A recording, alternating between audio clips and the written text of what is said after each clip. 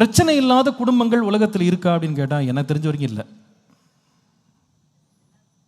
குடும்பத்தில் எல்லா ரிலேஷன்ஷிப் போல பிரச்சனைகள் வரதான் செய்யும். மிஸ் அண்டர்ஸ்டாண்டிங் வரும், மிஸ்கிவிங்ஸ் இருக்கும், ஹர்ட்ஸ் இருக்கும், காயங்கள், தவறான வார்த்தைகள், தெரியாமல் பேசிடுவோம். நம்ம யாருமே பர்ஃபெக்ட் பீயிங்ஸ் கிடையாது. நம்ம none of us are perfect. நம்ம எல்லாருமே விழுந்து போனவர்கள் தான், பாவம் செய்த மனிதர்கள் தான். எல்லா மனுஷனும் பாவம் செய்த தெய்வமயமற்றவனா. நமக்குள்ள எத்தனையோ பலவீனங்கள் இருக்குது. பேச்சில், நடக்கையில், செய்கையில் பலவீனங்கள் இருக்குது. அதில் sometimes we can brush somebody in the wrong way. தவறான சில தடவை இன்டென்ஷன்ஸ் கரெக்டாக இருக்கும், நம்ம பேசுகிற விதம் தப்பாக இருக்கும், தவறு நடந்திருக்கும். Misunderstanding, misspelling, all of this happens. எல்லா ஃபேமிலியிலும் இருக்குது. There is nothing called a perfect family. ஒரு மிஸ் அண்டர்ஸ்டாண்டிங் கூட இல்லாத குடும்பம்லாம் நான் இது வரைக்கும் பார்த்ததில்லை. எல்லா குடும்பங்கள்லையும் பிரச்சனை வருது. ஆனால் one of the things I have realised, என் வாழ்க்கையில் நான் என் அனுபவத்தில் கண்டுபிடிச்ச ஒரு காரியம். சில பேர் சொல்லுவாங்க, பொதுவாக சொல்லுவாங்க, லாயர்ட்டையும் டாக்டர்ட்டையும் உண்மையை சொல்லுன்னுவாங்க. அப்போ நீங்கள் லாயர்கிட்ட டாக்டர்கிட்ட மாத்திரம் இல்லை, உங்கள் வாழ்க்கையில் குடும்பத்தில் பிரச்சனை வரும்போது நீங்கள் ஒரு பாஸ்டர்கிட்ட கவுன்சிலிங் வரும்போது உண்மையை மட்டும் சொல்லுங்கள். If you tell the truth what happened, any problem can be solved. இது என்னுடைய ஹம்பிள் அண்டர்ஸ்டாண்டிங். எவ்வளோ பெரிய பிரச்சனையை கூட சால்வ் பண்ணலாம். எப்போ தெரியுமா? வந்து உட்கார்ற கணவனும் மனைவியும் 2 பேரும் உண்மையை பேசும்போது.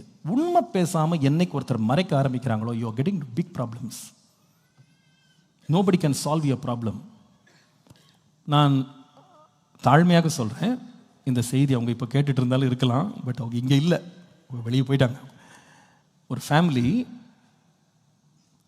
அவங்க வந்து மேரேஜ் பயங்கர ப்ராப்ளம்ஸ். அவங்க வந்து டிவோர்ஸ்க்கு அப்ளை பண்ணிட்டாங்க. நாளைக்கு டிவோர்ஸோட ஜட்ஜ்மெண்ட் வரப்போகுது. அதாவது ஃபைனல் ஹியரிங் நாளைக்கு கோர்ட்டில், சென்னை கோர்ட்டில் நாளைக்கு ஃபைனல் ஹியரிங் வரப்போகுது. முந்தின நாள் ஈவினிங் 2 பேரும் என் முன்னாடி உட்காந்துருக்காங்க. அது ஒரு சூழ்நிலையில் 2 பேரும் கட்டாயத்தின் பேரில் வந்துட்டாங்க. பட் பை காட்ஸ் கிரேஸ் அன்றைக்கி நைட் வந்து கவுன்சிலிங்கில் அவங்க 2 பேரும் ஒருவருடைய தவறுகளை அவங்க மன்னித்து ஏற்றுக்கொண்டு அவங்க வந்து சரியாகி, அடுத்த நாள் காலையில் அந்த பிள்ளை போய் அந்த கேஸை வித்ட்ரா பண்ணிவிட்டு இன்றைக்கி 2 பேரும் குடும்பமாக ஒரு குழந்தையோடு அவங்க வெளிநாட்டில் இருக்காங்க. சரியா? ஆனால் அது எப்படி நடந்துச்சு அப்படின்னு கேட்டால், simple thing. Both of them very honest with what their problems. ரொம்ப நாள் அவங்க லைஃப்பில் என்ன போராட்டம்னு கேட்டால், நம்ம கேட்கும் போது உண்மை ஒழுங்காக வராது. மனைவி வந்து தனக்கு சாதகமானது அவங்க சொல்லுவாங்க, கணவன் வந்து தனக்கு சாதகமானது அவர் சொல்லுவார். And the problem could never be resolved. Even the court could not resolve. சில வேளையில் கவுன்சிலிங் 2 பேரும் உட்காந்துருப்பாங்க. அப்போ மனைவி, அவங்க இந்த பையன் மேலே அலிகேஷன்ஸ். மனைவி வெளியே போவான், வெளியே உட்காருமா பையன்ட்ட, என்னப்பா ஏன்ப்பா அப்படி பண்ணுற? அந்த பையன் அப்படியே இந்த மனைவி வெளியே போடுறதையும் பார்த்துட்டு, பாஸ்டர் அவ சொன்னது அத்தனையும் பொய் பாஸ்டர், ஃபுல்லாக புழுகிறா பாஸ்டர், என்னால் வாயடைச்சு போய் உட்காந்துருக்கேன், அப்படி போய் பேசியிருக்கா பாஸ்டர், என்னால் நம்பவே முடியலை, நான் இது ஒன்று கூட நான் செய்யலை பாஸ்டர் அப்படின்னு அவன் அழுவான். சில கேசஸில் கணவன் கண்ணா அப்படின்னான்னு சொல்லுவார், மனைவி இப்படி அது செஞ்சா இது செஞ்சான். சரி தம்பி கொஞ்சம் உட்காருங்க, நான் பேசுகிறேன். என்னம்மா ஏம்மா இப்படி பண்ணுற? அவள் கண்ணீர் வடிப்பா, பாஸ்டர் அவர் என்ன சொன்னார்னு எனக்கு புரியலை, இது என் வாழ்க்கையில் நடந்ததே கிடையாது, ஆனால் அவ்வளோ அழகாக பேசுகிறார் பாஸ்டர், எனக்கு அப்படி பேச தெரியாது எனக்கு. அவள் அழுவா. அவங்க உண்மை பேசுகிற வரைக்கும் எத்தனை நாள் உட்கார வச்சாலும் I can never bring them together. I have never been successful. நான் வேணா கடைசியில் கூப்பிட்டு ஜோம் பண்ணி அனுப்பியிருப்பேன், but I have never been successful in bringing that marriage together. I know very soon they are going to come back or they are going to live like separated couples. அவங்க ஒரு நாளும் ஒன்றா உட்கார போகிறதில்ல, வாழ போகிறதில்ல. பட் 2 பேரும் என்ன நடந்துச்சோ அதை உண்மையை சொல்கிறாங்க பாருங்கள். சிலது கசப்பான உண்மைகள், சிலது ரொம்ப மனசுக்கு ரொம்ப வேதனையான உண்மைகள், சிலது வந்து ரொம்ப அருவருப்பான உண்மைகள் தான். பட் பாஸ்டர் இதை பண்ணிட்டேன், நான் தான் பாஸ்டர் உண்மை, நான் அப்படி தெரியாமல் பண்ணிட்டேன், நான் அப்படி தப்பு பண்ணிட்டேன். அந்த உண்மையை வெளியே கொண்டு வராங்க பாருங்கள். 5 minutes தான், ஜஸ்ட் 5 minutes. எந்த குற்றத்தையும் தேவனுடைய வசனம் சால்வ் பண்ணி வெளியே கொண்டு போயிடும் அவங்களை. they can live again.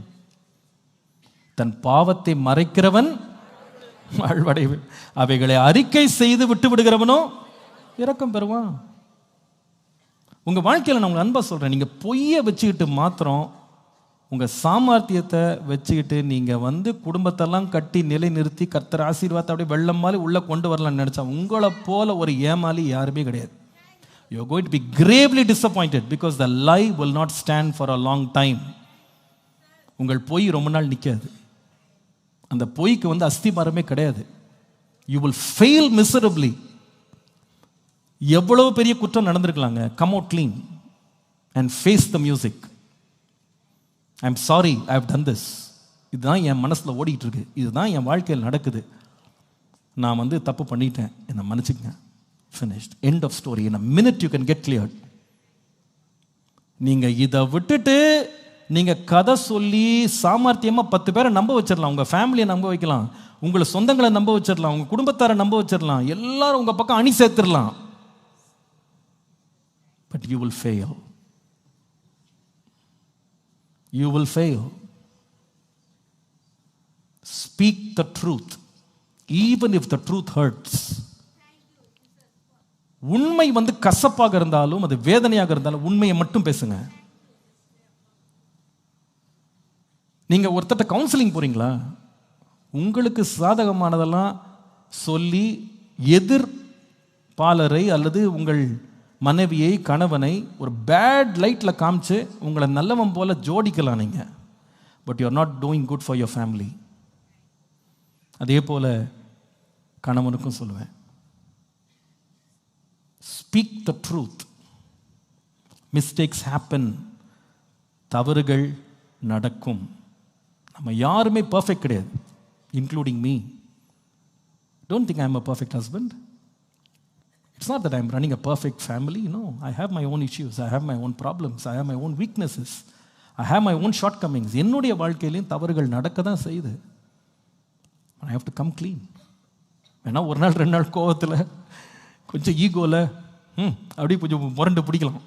ஆவியானவர் விட மாட்டார். பேசுகிறத பேசி விட்டு நல்லா உத்தவங்க மாதிரி சுற்றி வர்ற, போய் மன்னிப்பு கேளு போ, அம்மா தாயே மன்னிச்சுக்கோ, தெரியாமல் பேசிட்டேன், தப்பாக நினச்சிக்காத, இனிமேல் அப்படி பேச மாட்டேன். பல முறை அப்படி என் மனைவிட்ட மன்னிப்பு கேட்டிருக்கேன். என் மனைவி எத்தனையோ முறை என்கிட்ட மன்னிப்பு கேட்டிருக்காங்க. We've resolved our problems by God's grace.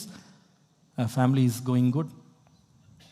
We are not perfect, but we are going good because we made a decision not to hide anything. தவறு நடக்கும்போது சாரி, ஐம் சாரி, நான் தப்பு பண்ணிட்டேன். டிஸ்ஆனஸ்டி மாத்திரம் நம்ம லைஃப்ல உண்மைக்கேடான காரியங்களை மனசுல வச்சுக்கிட்டு வாழ்க்கையில வச்சுக்கிட்டு அப்படியே நேவிகேட் பண்ணி அப்படியே வெற்றியா மேலே வந்துடுவேன்னு கனவு காணலாம், நடக்காது. உண்மையை சொல்லிடுங்க. உங்க அப்பா மட்டும் உண்மையா இருங்க, கணவன் மனைவிட்ட உண்மையா இருங்க, உங்க பிள்ளைகள்கிட்ட உண்மையா இருங்க, குடும்பத்துக்கு உண்மையா இருங்க. உண்மையா இருக்கும்போது கர்த்தர் உங்களை ஆசீர்வதித்து மேன்மைப்படுத்துவார்.